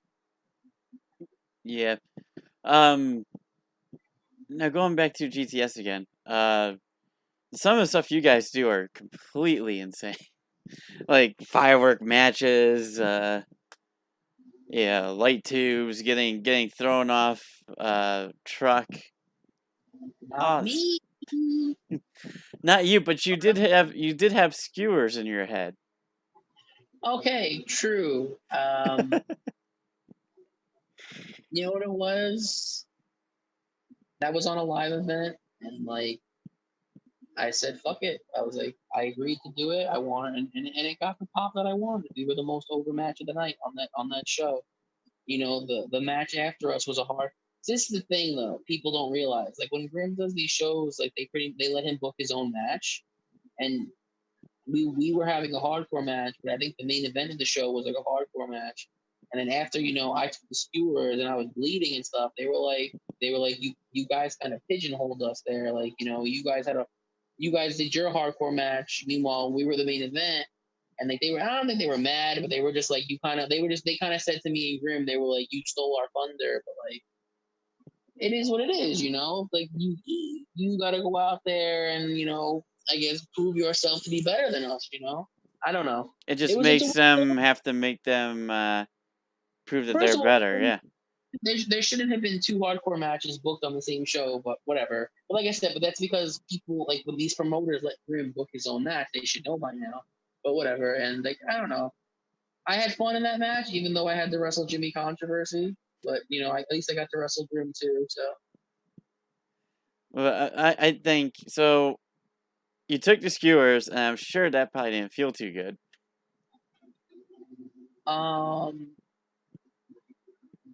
It sucked. It sucked going in because it's not even like that. It hurts. It's the blunt force. Because when you hold them like that, they're like a fucking unit. They're tight. It's like getting fucking boom, boom in the head. That's the part that sucks. When I took the super kick and they flew out, that didn't hurt. But getting them banged into my head, it wasn't even like it was sharp and pointy. It was just like that blunt force. That's what hurt. You know what I mean?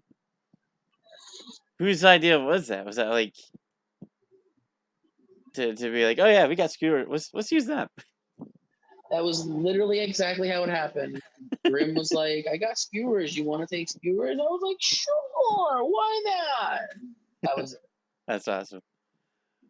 So we already established you're a Brave fan. What do you think of the swamp match? from what I read, I think it's a non-title match, so I'm kind of disappointed. I feel like it had the potential to be good, but like I also don't like that WWE. I mean, I guess this is probably me being a nitpicking fan, but like, and I guess with Corona and COVID and all that, just I don't like that all these pay-per-views now have a gimmick. Oh Like, yeah. okay, you did the Boneyard match and the Fire Funhouse match at WrestleMania; those were good. But then the following pay-per-view, you did the fucking Money in the Bank in WWE headquarters, and then you had the greatest wrestling match ever. Now you have Extreme Rules, the horror show. It's like I don't. It's to me, it's unnecessary, and like, and I also don't understand why it would be a non-title match if the fucking feud is Braun Strowman and Bray Wyatt. I don't understand why the title wouldn't be on the line. It makes me think like Bray Wyatt's gonna win now because it's a non-title match. It's like I don't know. It's kind of interesting that they had that in 2K20. Yeah, it's kind of fun. It's kind of funny, how that worked out. That they had that Swamp Arena and whatever, and now it's happening in real life. Do I think it's gonna be cool? Yes. Braun Strowman's improved immensely. Bray Wyatt's already a fantastic fucking performer. And with the cinematic stuff that they've been doing, and they've been doing a pretty decent job of, like, I think it's gonna be cool.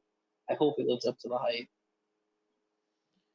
John wants to know, what was your reaction when Fiend lost to Goldberg?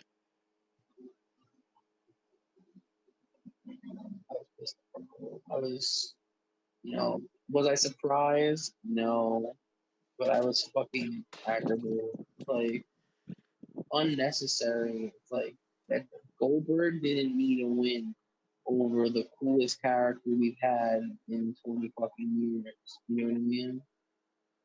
Yeah, no, I definitely think that was everybody's reaction to that it shouldn't have happened. I did notice though when you got up last time, you have an ECW chair behind you. I do. It's funny. It's an ECW one night stand from '06, the one where Rob Van Dam fought Cena. My cousin got it for me. He just randomly, not too long ago, he was at his buddy's house. I think this is before COVID, but I just picked it up recently because I went. My cousin is a barber, so I went and I got a haircut at his place. And my other cousin gave me a chair.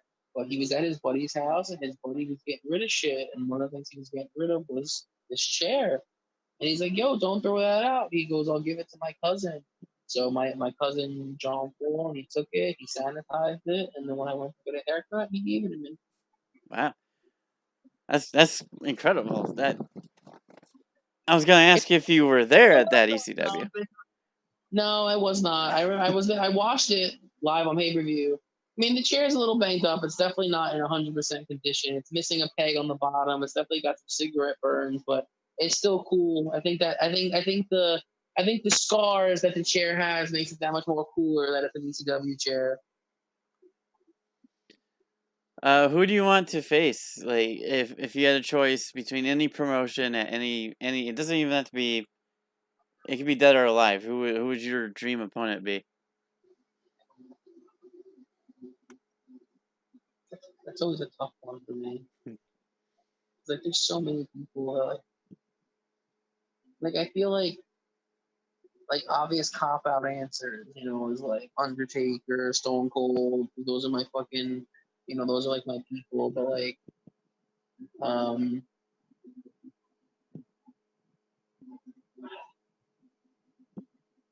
I don't know. Like, if I had to pick someone currently in WWE,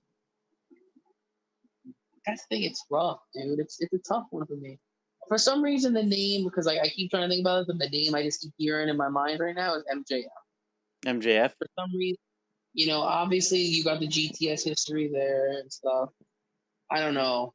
In a perfect world, if somehow, some way, I could work a match with him on fucking AEW, and he could call me a fat slob and a fat fuck on live TV, and we wrestled, that would make my day. I mean, if you go to Cameo and pay him like $500, he'll do that for you. He can kiss my ass. Well, I mean, so that is pretty cool that he came up through GTS. And now look how big of a star he is. It's not just him. Like, it's just as a fan, it's cool to see these guys make it.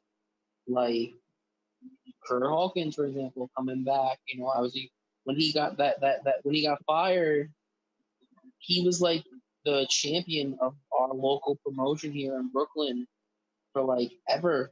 It was called Five Borough Wrestling. He was like the Five Borough Wrestling heavyweight champion for the fucking longest time. You know, and that's how I he was just a cool dude, like, you know. So like, yeah, I don't know, but he'd already made it WWE. But like, what I'm trying to say is like seeing guys like Kevin Owens, guys like Adam Cole, Tony Nese, you know, even Rich Swann when he was with them. Seeing guys like that, you know, who I would see on the fucking weekends as a fan at these local shows make it to the big time, like whether it's AEW or WWE, it's cool as shit, man. You know, like Tony Nese, I think I was at his. Yeah, we were. We went to House of Hardcore in Philadelphia, and it was his last indie match before because he had already signed. But we went to his last. We didn't just go for him, but it just so happened that it was his last indie match, and we have a giant group photo of all like we all went as like marks that night. We all wore our Bullet Club shirts. It was like fucking 13 of us. We brought out a whole row. And we took pictures with everybody that night. But there's a picture of all 13 of us with Tony Nese, you know, and like he like thanked us, like we were like, dude, go kill it on Monday Night Raw, blah blah blah. But stuff like that, guys, like that's what makes it cool for me. Like and like MJF, like I know he plays the douchebag on TV, but like I was so like, and I don't know him from a hole in the wall. I'm just a fan, but like the dude seeing him go and make it to AEW so fast and like become a star, like in a weird way, you feel like proud, like holy shit, like I was there for that guy's first fucking like indie match, and like look where he is now in the matter of like 3 years. You know what I mean? Yeah. John wants to know: Do you ever play the WWE games? And also, do you think GTS will make it to TV? To If I'm being piggyback honest, on that, somebody also says that if GTS went to TV, they would need to be in an arena and it would need to be on Tuesdays. I would love for GTF to be on TV, obviously, but I think right now, just in the current state of everything, like I think the best thing, like if we're talking like fantasy, like I think the best thing for us would be to like be streamable like on Twitch or like one of these streaming sites. I think that'd be awesome if we could do like a streaming show. You know, but then that would require us having to be there on those like if we say we did Tuesdays at 8 o'clock, that means the roster would always have to be there at Tuesdays at 8 o'clock. And then unfortunately, guess what? You'd never see Tommy Salami because in real life my ass is working midnight to 8. So I'm not gonna be able to be in Jersey at 8 o'clock at night to film a show, you know what I'm saying? So it's very give and take. You know, I think GTS is in a good spot being able to film for YouTube. You know, like I know Graham likes to talk about the views up and down. But like, you know, we have a good market on YouTube. We have over 1 million subscribers. I think if we just keep, you know, you gotta have faith. You gotta have faith in the product. You know what I mean? Yeah, no, and good night, John. Thanks for stopping by.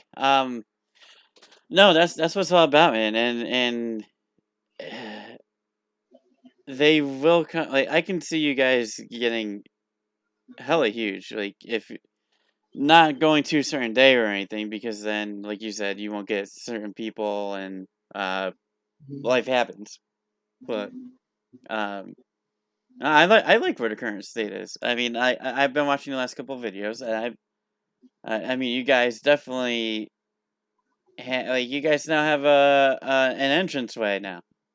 That's I literally right. I was as you said it, I was thinking it. I was gonna say, you know, like I know we're not in a warehouse right now, but like I think we're making the best of what we can. You know, Memphis built that. He basically built that GTS arena. He built that fucking entranceway and the scaffold, and like between him and Grimm, they're working their ass off to make it stand out. And even though we're not in a warehouse, like we're still gonna stand out and give you the best damn product that we can. And he did mention in the video interview a couple days ago about pyro. A couple days ago, about a week ago. I don't want to spoil it, but that's a possibility. Possibility. Yeah, I love it. I love it. Tito's coming for you. I keep hearing about this Tito character. I think I missed something. And like, if you want me to be honest, shoot. I do not like Tito the Clown. I do not like Jimmy Controversy. This is not storyline. This is not a character. This is legit me. I do not like that kid. I do not like his attitude. I think the Tito gimmick is stupid, and I also think that Jimmy Controversy is stupid. Oh, it's him in another mask or something. Oh, you didn't know that? No, I haven't been, like I said. I forgot you haven't watched. Yes, Tito is Jimmy Controversy in a fucking Party City fucking Hit the Clown mask, and I fucking hate it. Wasn't he was that for a while then, wasn't he? Because I remember he did that a while ago, and he had a gun at one point. No, that was somebody else. That was another clown. It wasn't it was a green-haired clown, yeah. Yeah, I forgot his fucking name, but it was not Tito. Because everybody that keeps bringing up Tito, I can only think of Sprinkles the Clown, though. Much different character. It's it's killing me that I can't think of who this other guy was, this other clown. But I could see him with the green hair and the fucking pistol, but I can't think of his name. And I can see who the guy was too. Like I remember who that was. I just don't remember his name either. But I know who you're talking about. But no, Tito is totally different. Tito is Jimmy Controversy in a Pennywise outfit. Nickel Wise. There you go, Nickel Wise. There you go. And then you had Killjoy the Clown. Oh yeah, I forgot about Killjoy. That was remember, to be honest. The blue-haired clown that was torturing Grimm at his house and everything. Some of that stuff is vague, but hey, clowns get over, man. Like I said, I'm a huge horror guy. I love horror. I love Halloween, stuff like that. I brought this mask out last night too, but like I would have this, like, for sure. cool. This would be. I don't know how wrestling that. Probably not a good idea. But I give Bray Wyatt tons of credit for wrestling in a mask, but I can't even imagine it. I was like, you said you did it once. You did it with a, what'd you say? You had a Sting mask on or something? Oh yeah, but that was one of those like drawstring fucking plastic doohickeys that you just pull over your face. It wasn't that intense. Is there someone in GTS that you have not faced that you look to face it? Like, is there a match that has not happened in the GTS that you want? I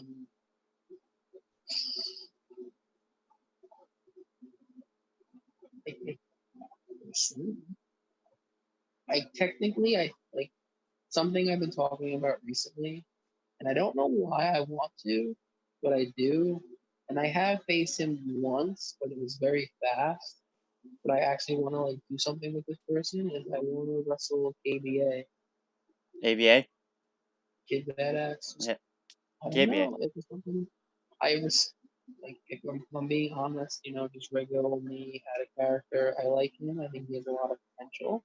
The gimmick is funny. It's getting over, and him being a new guy. And like I say, well, my free, Pete Corvus is free. We used to always be fuck the new guy. We didn't like any of the new people that came into GTS, but like I do have to say that Kid Badass is one of the new people that came in, and he gets it. Like he's not the fine tuneness in the ring yet, but like he has the passion, and just something about him that like I see something in him.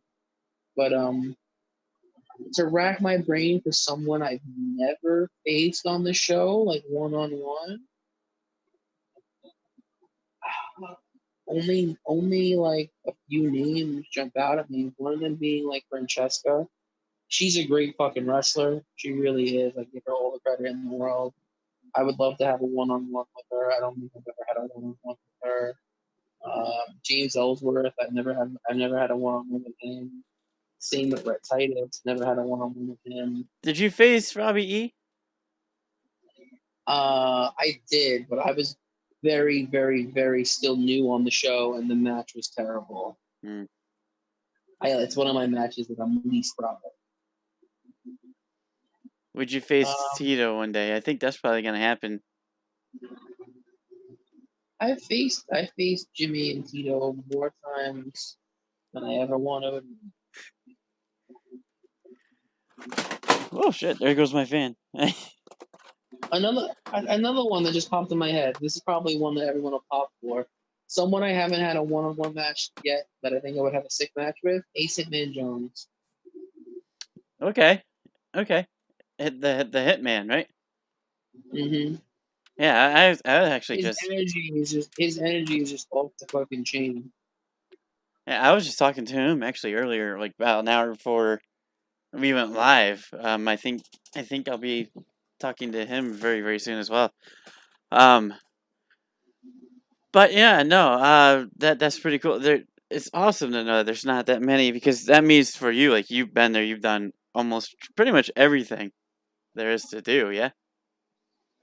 Yeah, I mean, like I said, I'm definitely missing people, but like, there's not that many. Like, Gay at this point, Mysterio. I fought Gay Mysterio and the guy underneath the mask multiple times. Like, I'm just trying to think of like the last time I was there, who was there. Like, I've wrestled Jake, I've wrestled Jay, I've wrestled Joe Wolf, I've wrestled Dom Truex and Carl, Philly Mike Swanson and Cheney and Joey and Pete and this one and that. I've wrestled them all, you know. It's the new crop of kids, you know, really like I haven't had a one-on-one with Joe Dice. I haven't had a one-on-one with Hitman. I haven't had a one-on-one with. I haven't had a one-on-one with Violence. I don't know if anybody would pop for that. Violence. Yeah. Violence is a cool dude. What about Onslaught? I think you guys definitely have, yeah. That's Carl. Carl Onslaught. Sorry. See, I always refer to him as Carl. I don't refer to him as Onslaught. Yeah. Oh yeah, no. Anything else, guys? You want to ask Tommy? I mean, we're here for a little bit longer. I think about probably another 10 minutes or so. Speak now or forever hold your peace. Can you do an interview with KBNX? That seems to be the popular one people are asking for, but it's all if People like Kid Badass, you know. There's just something about him. He's got that like it factor. if you're watching, man, hit me up on Twitter and we can set something up. Yeah, there's tons of people I like to talk to, and there's tons of people that I am gonna talk to. Like for instance, Cheney and Fran. I think I'm gonna end up talking to later in the week. Again, Pete Corvus is gonna come on. Jay eventually.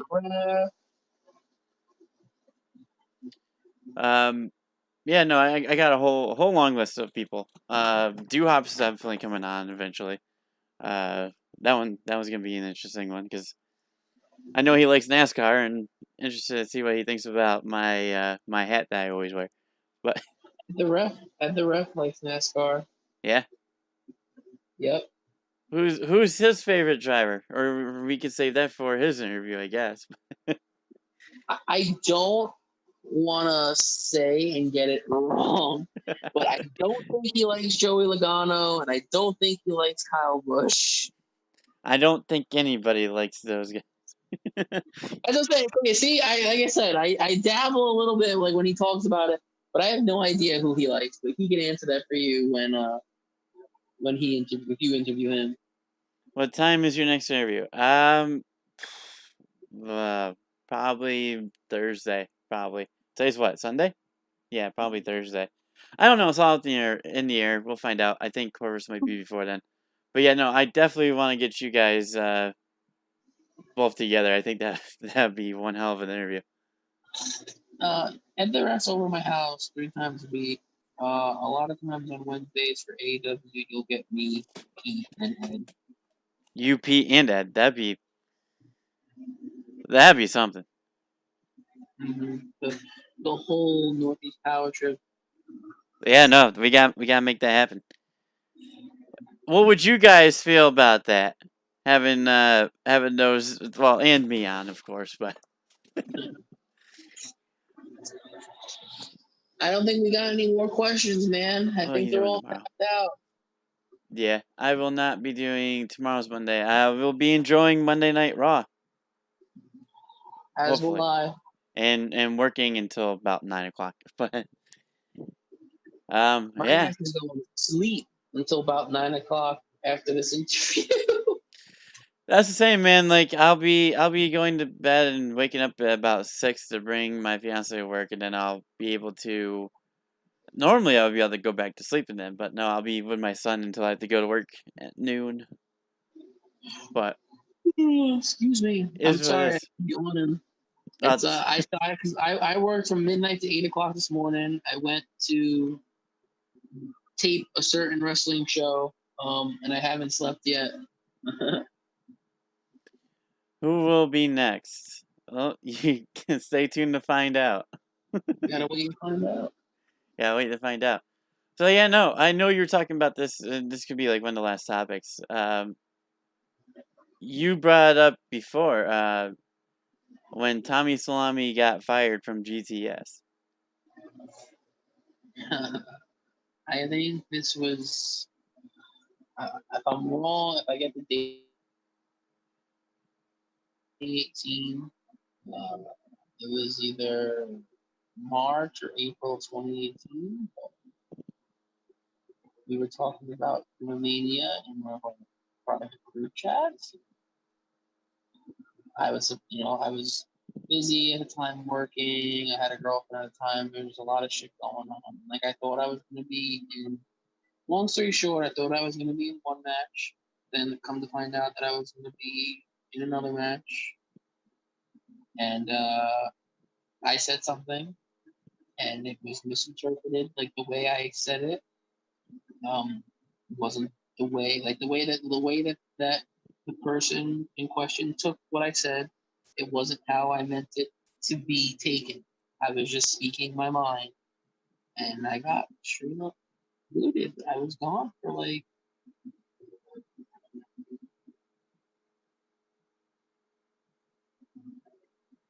I think that was in March, April, May, June, July. I want to say, because I don't remember if I came back that August or if I was gone longer than that. So I don't know. I feel like I came back that summer for Sucker Slam. So maybe I was gone for like I was straight up shoot fired like 5-6 months from GTS. Yeah, that's not storyline or. No, I was shoot fired. I lost bookings because of it. I was booked with SWF and I lost my bookings with SWF because I got fired from GTS. But I think I speak for a lot of people. We are certainly glad that you are back. We got a lot of good moments from that, and plus we got a really badass theme song now too. Thank you, guys. I'm just gonna do my quick little plugs here. Absolutely. Follow me on Twitter at the real TMO. My Instagram is open as well. My Instagram is at Tommy_TMO_ZAMS. I don't have a Patreon. I have a YouTube channel. It's the same thing as my Twitter, the real TMO. I don't post on it much, but if anybody can go and subscribe, I'd appreciate it. And yeah, that's about it. I appreciate y'all coming on tonight. I know it's a late one, but I appreciate you asking questions. I appreciate y'all being fans of me and being fans of GTS. And hopefully one day I get to meet all of y'all at an indie show. I don't know. I want to meet all my fans live one day. Whether if you see me at a fucking Raw or a pay-per-view or a fucking indie show and feel free to come up and say what's up. We're all human beings. I know you watch us on YouTube and you think we're like celebrities. We're just like everybody else. We're just like you. We're human beings. You don't gotta be afraid. Just come up, say what's up. It makes our day. Absolutely, and it'd be cool. Maybe down the line, our roads will cross too as well. I think that's a definite possibility. Boy. All right, guys. Thanks for joining me. Thanks for stopping by. Definitely go subscribe. Hit up Tommy. And yeah, leave a like on the video. Subscribe if you haven't already. And maybe look forward to that massive massive video with possibly all four of us here. With that, take care, everybody.